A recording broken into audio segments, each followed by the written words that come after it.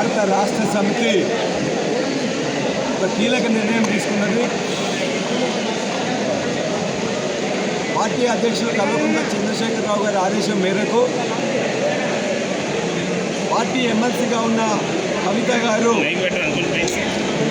గత కొన్ని రోజులుగా పార్టీ వ్యతిరేకంగా మాట్లాడుతున్న కాంగ్రెస్ పార్టీ ఉచ్చులో పడడం,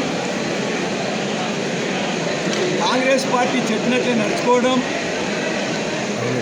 పార్టీ సీనియర్ నాయకుల మీద అనవసరమైన బాధ్యతారహితమైన ప్రకటనలు చేయడం, పార్టీ యావత్తు నాయకులు కార్యకర్తలు ఆందోళనకు గురి కావడం, 60 లక్షల మంది సభ్యులు కలిగి ఉన్న భారత రాష్ట్ర సమితిలో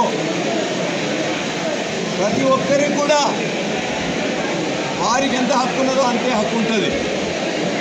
కాబట్టి అలా భారత రాష్ట్ర సమితి కార్యకర్తల యొక్క మనోభావాలు దెబ్బతినకుండా ఉండాలని వారి ఆందోళనను గమనించి ఇలా యావత్తు పార్టీ ర్యాంక్ అండ్ ఫైల్ కోరుకునే విధంగా ఇవాళ భారత రాష్ట్ర సమితి నుండి కల్వకుంట్ల కవిత గారిని సస్పెన్షన్ చేస్తూ ఆర్డర్స్ ఇవ్వడం జరిగింది. ఇది యావత్తు రాష్ట్ర పార్టీ యంత్రాంగం బాధతో తీసుకున్న నిర్ణయమైన పార్టీకి ఆందోళన కలిగించే విధంగా, పార్టీని కించపరిచే విధంగా తీసుకున్న నిర్ణయాన్ని మొత్తం నాయకులు కార్యకర్తలు చెప్పిన దాన్ని కేసీఆర్ గారు విన్న తర్వాత కేసీఆర్ గారు సస్పెండ్ చేస్తూ నిర్ణయం తీసుకోవడం జరిగింది. ఈ నిర్ణయంతో పార్టీ అనేదే ముఖ్యం. పార్టీ ముందు తన కూతురైనా దగ్గర బంధువులైనా ఎవరైనా కూడా సమానమే అని చెప్పేసి ఈరోజు చెప్పడం జరిగింది. కాంగ్రెస్ పార్టీకి అలవాటు భారతదేశంలో ఇప్పటి వరకు అనేక ప్రాంతీయ పార్టీలలో కుటుంబాలలో చిచ్చు పెట్టింది కాంగ్రెస్ పార్టీ. అది తమిళనాడు ఉదాహరణ తీసుకున్నా, కర్ణాటకలో జేడీఎస్ ఉదాహరణ తీసుకున్నా, లేక ఇతర పార్టీలలో ఎక్కడ తీసుకున్నా కూడా ప్రాంతీయ పార్టీల్లో కుటుంబాలు ఉన్నప్పుడు ఆ కుటుంబాల్లో చిచ్చు పెట్టడం అనేది కాంగ్రెస్ పార్టీకి వెన్నతో పుట్టిన విద్య.